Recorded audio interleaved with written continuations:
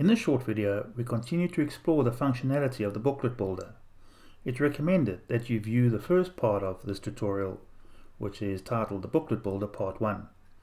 In Part 1, we pulled in a number of sections in order to commence the booklet compilation. One of the key features of the booklet builder is the ability to notify us of potential errors within a section. One of these errors exists on this cover, where the cover requires some form of customization. In reviewing the properties, we notice that the customization steps haven't been completed yet, and we're prompted to complete the customization steps, which we're doing now. Once the customization steps have been completed, notice how the icon disappears. We're going to view one of the other sections and identify where the problem exists.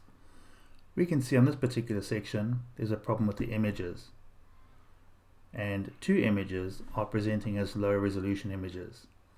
The images that contain a problem exist on page 6 and page 14.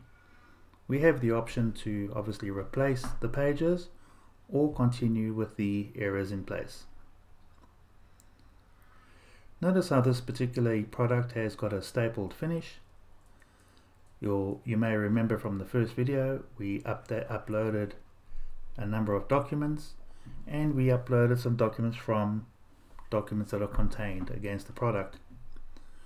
What we're now doing is we're changing the color compilation of each of the sections. You can also split the document into a page view. You have the ability to view each of the pages separately, and you'll see a little later on how we can change the color associated with each page. We're now going to insert a Word document, a document that we haven't uploaded in the past, in between two sections.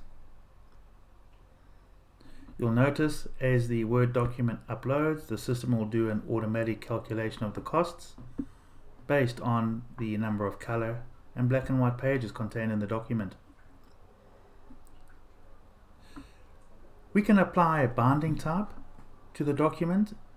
In this particular instance, we're demonstrating how we've got a dependent drop down that is dependent on the type of binder ring we're wanting to choose. So if we choose a 2-ring binder, we've got 3 options available, and the 3-ring binder had 2.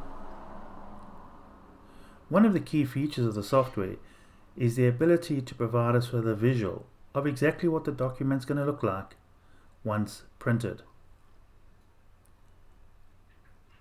In refreshing the preview, we have the ability to see exactly where the hole punches will fall within this particular document.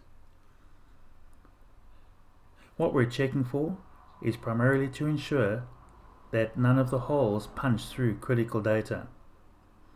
So we can see on the top left we've got a hole that punches through part of the graph, but it won't make a difference to the viewer's visual.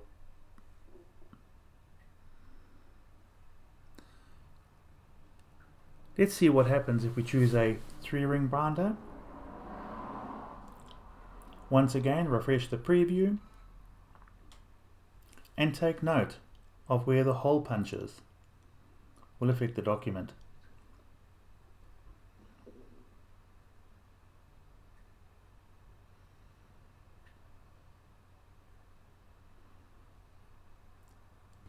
Let's consider an alternate binding option.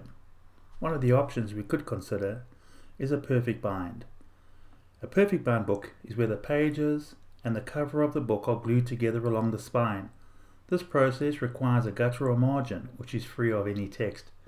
Printing too close to the end of the page will result in the text getting caught up in the gusset. The grey band in this preview represents a portion of the page that will form the spine of the document. The proof gives you a very clear visual of any potential risk associated with the text getting caught in the gusset.